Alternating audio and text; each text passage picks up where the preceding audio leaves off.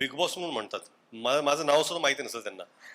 Big boss big boss big boss. तर हो किंवा नाही. ज्यांना पार्टीचे तिकीट मिळाले नाहीत त्यांना बहुतेक तिकीट मिळालं. हे ओळखून घेण्यासाठी की आत घरात कोण कोण जाणार आहे, नक्की. कारण ह्या वर्षीचं सीझन खरंच प्रचंड एक्साइटिंग असणार आहे. बिग बॉस मराठी आणि कलर्स, हमें लगता है कि चैनल शायद पर्सनल चीज़ों के बारे में रिस्पेक्ट नहीं करती या एक्सप्लॉइट करना चाहते, ऐसा नहीं होता. नवीन वर्ष, नवीन ऊर्जा, नवीन उत्साह आणि नवीन गेम आणि त्याच्या सोबतच येणार आहे नवीन नवीन चॅलेंजेस. बाप रे, मला तर आत्ताच टेन्शन आलंय. ऍक्च्युली मला माझ्या सगळ्या गोष्टी आठवत आहेत, कारण की बिग बॉस खूप जवळचं नातं आहे माझं, तुम्हा सगळ्यांना माहीतच असेल. सो जर काही चुकलं तर मला माफ करा. आणि या सगळ्यांमध्येच सुरू होतोय बिग बॉस मराठीचा नवीन सीझन, म्हणजेच महाराष्ट्रातला सगळ्यात लोकप्रिय शो बिग बॉस मराठीचा नवीन season, Bigg Boss Marathi season 6. जोरदार टाळ्या होऊन जाऊ दे प्लीज.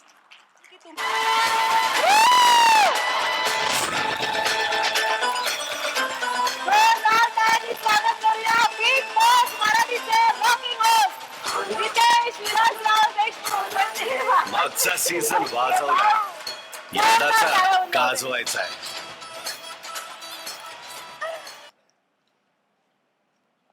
सर, यावर्षी म्हणजे माझ्याप्रमाणे संपूर्ण महाराष्ट्र, सगळे पत्रकार सुद्धा उत्सुक असणार आहेत की यावर्षी नक्की नवीन काय असणार आहे, नवीन काय काय गोष्टी होणार आहेत. आणि तुम्ही नक्की या वर्षातलं, ऍक्च्युली हे बिग बॉसचं नवीन सीझन म्हणजे या वर्षातलं महाराष्ट्राला दिलं गेलेलं सगळ्यात मोठं गिफ्ट आहे. बिग बॉसचं सीझन.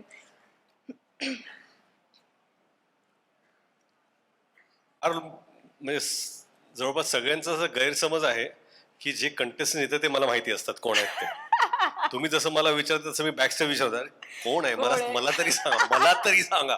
तरी पण मला असं वाटतं की ज्या दिवशी कंटेस्टंट घराच्या आत जातील त्या दिवशीच मला कळेल ते आहेत. पण मी पण अतिशय तुमच्या एवढंच उत्सुक आहे हे ओळखून घेण्यासाठी की आत घरात कोण कोण जाणार आहे, कारण ह्या वर्षीचं सीझन खरंच प्रचंड एक्साइटिंग असणार आहे.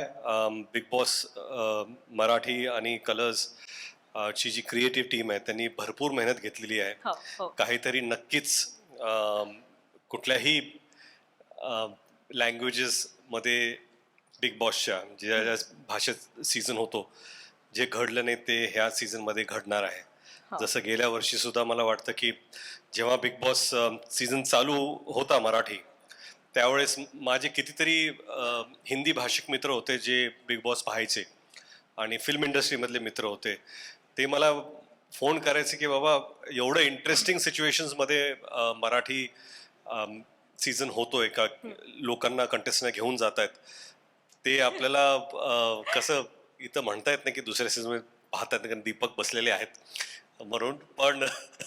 पण मला वाटतं की एक वेगळी ओळख मराठीने गेल्या वेळेस सोडली होती टीव्ही वरती, त्याच ओळखेला आपण आता अजून थोडं पुढे घेऊन जातोय. Sir, Bigg Boss Marathi season 6चा त्या प्रोमोचा डायलॉग, म्हणजेच गेल्या वर्षी गाजवलंय या वर्षी वाजवणार, हा तुमचा डायलॉग सोशल मीडियावर तुफान गाजतोय. खूप साऱ्या रील्स होतात आणि प्रोमोलाही खूप छान प्रतिसाद मिळालाय. सो मला असं विचारायचं की ह्या सीझनसाठी नक्की तुम्ही काय तयारी केली आहे आणि इतकी मोठी जबाबदारी पेलताना नक्की काय भावना आहेत तुमच्या मनात? मी जसं म्हणालो की मी अतिशय एक्सायटेड आहे बिग बॉस सीझन 6 होस्ट करण्यासाठी. आणि गेला सीझन माझा फर्स्ट एक्सपिरियन्स होता. मला खरंच भरपूर आवडला तो प्रवास. हा छान होता. तुम्ही कंटेस्टन्स, तुमच्यामुळे सगळ्यांमुळे. तर आय एम होपिंग की ह्या वेळेस सुद्धा एक्साइटिंग कंटेस्टन्स येतील, एक्साइटिंग गोष्टी घडतील. तयारी तशी मी काहीच केलेली नाहीये. जसं गेल्या वेळेस आलो तसंच मी येणार आहे. आणि काय की मी रिॲक्टिव्ह पर्सनॅलिटी आहे. बिग बॉसचा जो होस्ट असतो, जे आठवडाभर घडलंय त्याच्यावरती तो रिॲक्ट करणार आहे. जोपर्यंत ते ऍक्शन्स घडणार नाहीत तोपर्यंत होस्ट काहीच रिॲक्ट करू शकत नाही. म्हणून तयारी तशी काहीच नाहीये. मला वाटतं की एक्साइटिंग शो होणार आहे आणि त्याच्याच मी पण एक प्रेक्षकच आहे. बिग बॉस होस्ट सुद्धा एक प्रेक्षकच असतो आणि आम्ही पण तुमच्यासारखेच टीव्ही पाहतो, शोज पाहतो, नंतर मला फक्त एवढी संधी मिळते की मी त्यांच्यावर पर्सनली रिॲक्ट करू शकतो. Yes sir. आणि तुम्हाला काय वाटतंय जे स्पर्धक येणार आहेत त्यांच्या स्ट्रॅटर्जीमध्ये काय फरक असेल? म्हणजे आम्ही जसा गेम खेळलो तसंच ते खेळतील का? काय वाटतंय तुम्हाला? नाही, कसं आहे ना की स्पर्धक हा विचार करतात की गेल्या सीझन मध्ये काय चाललंय, काय होणार आहे, किंवा कुठल्या गोष्टी केल्यामुळे त्यांना ओरडा मिळाला, किंवा कुठल्या गोष्टी केल्यामुळे पब्लिकचं सपोर्ट मिळालं. ह्या सगळ्या गोष्टीचा विचार ते करून येतात. पण त्याच्यापेक्षा जास्त हुशार आमची क्रिएटिव्ह टीम आहे. की तुम्ही जो जो विचार करून येणार आहात त्याच्यावरती कसं त्यांना, म्हणजे कसं आहे की नेले पे धैला ज्याला म्हणतो, येस सर. तसं ते विचार आमची क्रिएटिव्ह टीम पण करत आहे. तुम्ही हेही म्हणाल की चकवा देणार आहे. चकवा नक्कीच Yes. देणार. आणि प्रत्येक स्टेपला, प्रत्येक एपिसोडला, प्रत्येक दिवशी काहीतरी नवीन घडणार आहे. जसं ह्या स्टेजवरती तुम्ही पाहताच की एवढी दारं आहेत, याच्यापेक्षा कितीतरी जास्त दारं घरी असणार आहेत. प्रत्येक दारापाठीमुळे काहीतरी गोष्ट घडेल, आणि ती गोष्ट तुम्हाला जेव्हा तुम्ही शो मध्ये याल त्यावेळेसच ती कळेल. नक्कीच. म्हणजे चकवा देऊन महाराष्ट्राचा थकवा नक्कीच घालवणार आहे हा शो, एवढं तरी नक्की आहे सर. बरं, यंदाच्या घरात ना खूप रहस्यमयी दारं आहेत. आता आपण स्टेजवर पण पाहतोय. सो ती दारं नक्की सरप्राईज देतील की धक्का देणार आहेत? तुम्ही काय सांगाल? म्हणजे या वर्षीचे स्पर्धक गेम प्लॅन्स करून येतील, स्ट्रॅटर्जीज असतील, आणि त्यांच्या स्ट्रॅटर्जीमध्ये काय उलथापालथ असेल? काय मला वाटतं वाटतंय? की कसं आहे की प्रत्येक वेळा एखादा कंटेस्टन्स काहीतरी विचार करून येतो की मी आता ही स्ट्रॅटेजी वापरणार आहे. परंतु प्रत्येक दारापाठीमागे मला असं वाटतं की काही सुखद धक्के असतील, काही जोरदार धक्के पण मिळतील. सरप्राईजेस तर भरपूर असणारच आहेत. दार म्हटले की दारापलीकडे काय आहे याची उत्सुकता जेवढी आपल्याला असेल प्रेक्षक म्हणून, तेवढीच कंटेस्टंट म्हणून त्यांना पण असेल. आणि Yes. प्रत्येक दार एकाच दिवशी नाही उघडणार आहे. ते हळूहळू, कधी हळूहळू. 10व्या हळूहळू दिवसाला धक्के बसणार आहेत. हळूहळू धक्के बसणार, पण जोरदार धक्के बसणार. नक्कीच, नक्कीच, नक्कीच सर. आणि त्या धक्क्यांवर तुमचा कसा रुबाब दिसणार आहे? तुम्ही मागच्या वेळीपेक्षा अजून जास्त चिडणार आहात की काय होणार आहे नक्की? अहो, माझं की चिडणं लाड करणार आहात सर? माझं चिडणं तुमच्यावर अवलंबून आहे. तर मला वाटतं कंटेस्टंट जसे बिहेव करतील तसं मला डिरेक्ट करावं लागेल. हो सर. आणि काय आहे की होस्ट म्हणजे तुम्ही कंटेस्टंटच्या जीवनात जास्त इन्व्हॉल्व पण होऊ शकत नाही, हो सर. कारण की त्यांचा तो प्रवास त्यांचा असतो. तो प्रवास होस्ट म्हणून तुमचा नसतो. आणि मला वाटतं की करेक्टिव्ह मेजर्स, थोडंफार गायडन्स, आणि एकच कम्युनिकेशन आहे कंटेस्टंटमध्ये, होस्टमध्ये. हो. त्यामुळे बाहेर काय चालू आहे त्यावेळेस त्याची सगळी माहिती आम्हाला असते. आणि काय आहे की आज फक्त टीव्हीवरचे प्रेक्षक नव्हे तर सोशल मीडियावरती एवढ्या प्रतिक्रिया येतात लोकांचे. प्रत्येकाचा एक वेगळा अनुभव असतो. प्रत्येकाला वाटतं की नाही नाही, होस्टनी हा प्रश्न विचारला पाहिजे का, ही बरोबर होती का, हा बरोबर होता की ह्यानी, हा चुकीचा वागला का, ह्या चुकीच्या वागल्या नाहीत. आणि ह्या सगळ्या गोष्टी ॲनलाइज करून मला वाटतं की एक शोची एक दिशा असते, ती घेऊन पुढे जाण्याचं काम होस्टचं असतं. आणि ते आमची नक्कीच क्रिएटिव्ह सर. टीम आणि आम्ही बसून ठरवतो. नक्कीच. गेल्या वर्षीशी निगडीत एक प्रश्न तुम्हाला विचारायला आवडेल की जेव्हा घरामध्ये वादविवाद होतात किंवा घरामध्ये जेव्हा कोणत्याही कारणावरून भांडणं वगैरे होतात तेव्हा त्या घराचं वातावरण बिघडतंच, पण कधी कधी त्या शोचं होस्ट म्हणून तुम्ही होतात आणि तुमचं सुद्धा कधी कधी पारा चढतो. तर या सगळ्या गोष्टीला या वर्षी जर असं काही घडलं तर रितेश देशमुख कशा पद्धतीने हँडल करतील? काय ना की काही काही रिॲक्शन्स इम्पल्सिव्ह असतात. असा विचार करू शकत नाही आपण की प्रत्येक वेळा पारा चढणार आहे. त्या आठवड्यात काय घडलंय, नेमकी त्याचं कसं रिॲक्शन झालेलं आहे. आणि काही काही गोष्टी खरं म्हणजे मला पर्सनली न घेता मला असं वाटतं की महाराष्ट्राच्या पर्स्पेक्टिव्हमधून मी घेतो. आमची टीम सुद्धा तसा विचार करते की बाबा लोक काय विचार करतात, लोकांचे काय प्रश्न असतील. असं नेहमी असू शकत नाही की हे सगळे प्रश्न माझे स्वतःचे आहेत. पण बऱ्याच वेळा असं असतं की त्यावेळेस महाराष्ट्र काय विचार करतोय, रिॲक्शन्स काय येत आहेत आणि काय प्रश्न विचारले पाहिजेत. पण नेहमीच असं होत नाही. कधी कधी इम्प्रॉम्प्टू माझ्या मनातल्या काही गोष्टी असतील त्या सुद्धा त्यावेळेस निघतात तिथे. आणि त्या काही म्हणजे सुखद असतील, काही रागात पण असू शकतात. पण ते मी आत्ता असं सांगू शकणार नाही की मी कसं रिॲक्ट करीन, कारण काय त्यावेळेस पण मी प्लॅन करून गेलो नव्हतो. ह्या सीझनमध्ये सुद्धा मी प्लॅन करून जाणार नाहीये.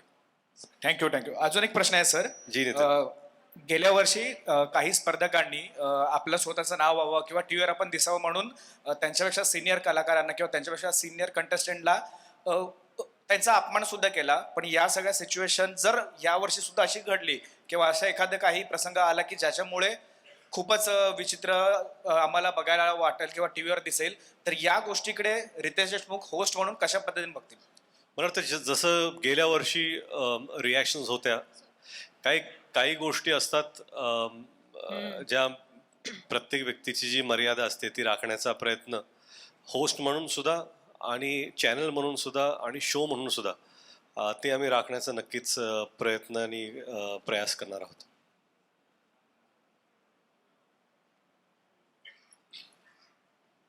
अजून कोणी?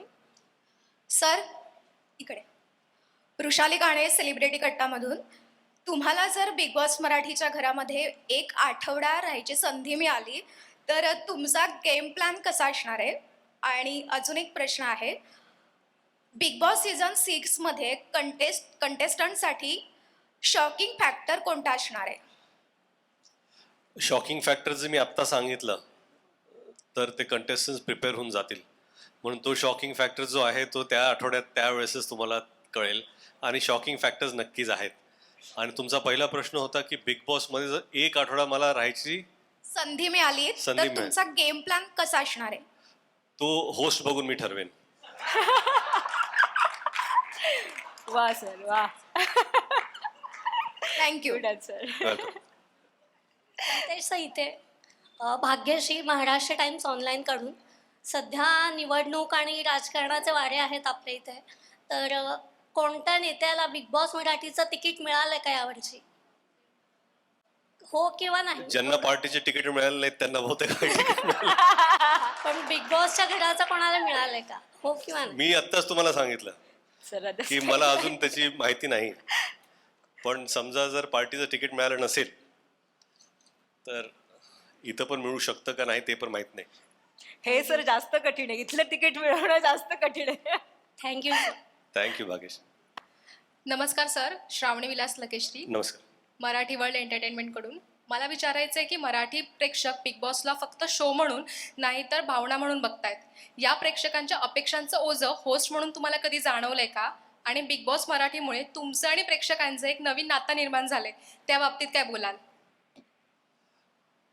आता ना मी माझे मुलं फुटबॉल खेळायला जातात शनिवार रविवार टुर्नामेंटसाठी.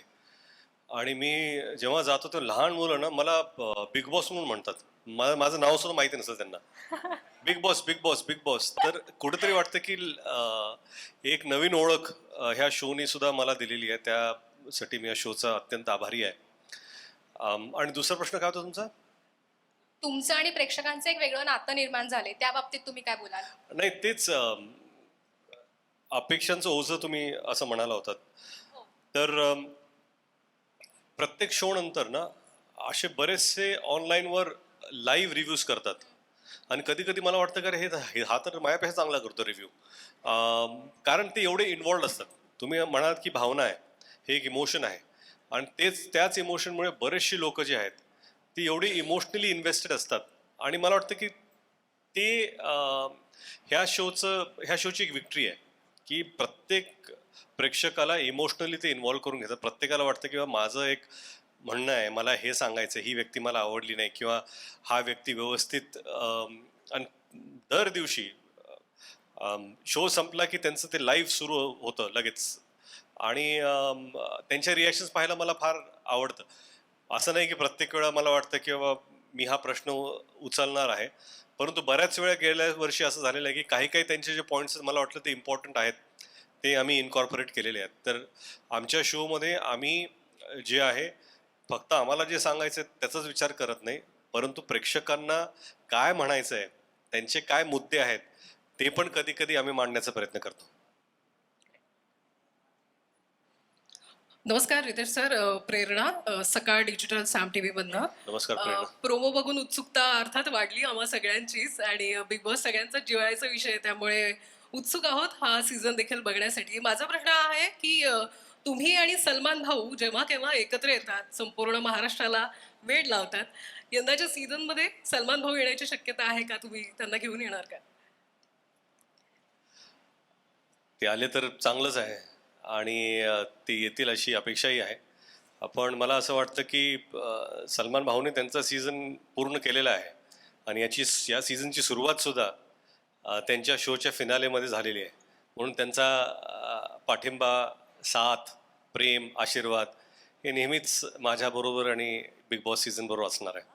रितेश, कई सारे reality shows including big boss में सेलिब्रिटी कपल पार्टिसिपेट करते हैं, तो कभी आपको और जेनेलिया को मौका मिले, फिर चाहे बिग बॉस में हो आने वाले समय में या फिर कोई रियलिटी शो में एक साथ अपने लव केमिस्ट्री या अपना equation as a reality couple कभी दिखाना चाहेंगे या कभी मौका मिले तो करना चाहेंगे? अगर उनके पास बजट हो तो जरूर. वा वा वा. इक्वेशन की बात करें कपल की, तो किस तरह की बातें हैं जो आपको लगता है कि स्क्रीन पे दिखा सकते हैं और स्क्रीन पे नहीं दिखाना चाहिए? मैं सवाल नहीं समझा आपका. कौन से कपल की और क्या करेंगे? अगर कपल कोई रियलिटी शो में पार्टिसिपेट करते हैं तो आपको जी. लगता है कि हर बातें जो है वो स्क्रीन पे दिखाना वैल्यूएबल है या कुछ चीज़ों को नहीं करना नहीं, चाहिए? मुझे ऐसा लगता है कि ये हमारी ये धारणा होती है कि जो हो रहा है वो सारी चीज़ें दिखाई जा रही है. बहुत सारी चीज़ें होती हैं जो नहीं दिखाते. और अनफॉर्चुनेटली वो बातें ऑडियंस तक पहुंचती नहीं है, इसलिए ऑडियंसेस उन्हें अप्रिशिएट नहीं कर पाती. पर जब कभी भी कोई कपल टीवी पर जाते हैं तो उन्हें, मुझे लगता है कि पता होता है कि what are the things they are dealing with. तो बहुत सारी चीज़ें होती है जो नहीं बोलना चाहते, और बहुत सारी चीज़ें होती है जो जताना चाहते, बोलना चाहते, इसलिए वो शो पर दिखाई देता है. But I think we need to really give it to the channels also for lot of things, and I am privy to it, कि जो चीज़ें वो नहीं दिखाते. पता है कि ये टीआरपी लगेगी, पता है एक्साइटिंग है, शॉकिंग है, पर कई बार मॉरली करेक्ट चीज़ें भी हमें ये बताती है कि ये नहीं दिखाना चाहिए, आगे नहीं जाना चाहिए. So they respect. एब्सोल्युटली. हमें लगता है कि चैनल शायद पर्सनल चीज़ों के बारे में रिस्पेक्ट नहीं करती या एक्सप्लॉइट करना चाहते, ऐसा नहीं होता. बहुत सारी चीज़ें हैं जब आपको पता चली कि लगा अरे ये हुआ था, ये दिखाया नहीं. हाँ, लेकिन कभी कभी it's not only about contestants. I think the channel and the show also thinks about the families back home, माता पिता, भाई बहन. ये सिर्फ कपल जब आते हैं तो उनकी बात नहीं होती, पर मुझे लगता है दोनों के परिवारों की बातें होती है. तो we really look into how this is going to affect the families. It's not only about those two people. उनके बच्चे होंगे जो स्कूल में जाएंगे तो क्या होगा, ये सारी रिस्पॉन्सिबिलिटी लेकर ये शो चलता है. सिर्फ इसलिए नहीं चलता कि कोई भी शॉकिंग चीज़ें दिखानी है टीआरपी के लिए. Thank you so much. Thank you sir. Thank you Kiran. Thank you so much. तुम्ही सगळे इथे आलात आणि मला असं वाटतं की आपल्या सगळ्या प्रश्नांची उत्तर आपल्याला मिळालेली आहेत. 6वा सीझन आहे आणि महाराष्ट्रातल्या सगळ्यात मोठ्या घराचं दार आता उघडणार आहे. मनोरंजनाचा षटकार लागणार आहे. आत आलेल्या स्पर्धकांच्या नशिबाचा गेम पालटणार आहे. तेव्हा 11 तारखेपासून सज्ज होणार इतक्या आपुलकीने इथे आलात. सो तुमच्यासाठी रिफ्रेशमेंटचं काउंटर ओपन करण्यात आलेलं आहे. So please enjoy. पण मात्र लक्षात ठेवा, 11 जानेवारीला रात्री ठीक 8 वाजता सुरू होतोय सुसाट एंटरटेनमेंटचा झिंगाट प्रवास, महाराष्ट्राचा सगळ्यात मोठा show Bigg Boss Marathi season 6. Bigg Boss Marathi co powered by Dhanupe properties आणि Santoor soap. Special partners MYK, Laticrete tiles adhesive, Pitambari dishwash gel, पुन्हा Gadgil and sons, Gemini cooking oil आणि cotton king. Associate sponsor Society tea. Thank you so much. Thank you guys. Thank you Riteish sir. मी आता जान्हवींना ऐकत होतो, हे जसं स्पॉन्सरचे नाव घेतात तर मी पण पाठ करत होतो की काही सगळे नाव मलाच मला घ्यायचे. घ्यायचे. थँक्यू सो मच इथं आल्याबद्दल. Thank you guys. सर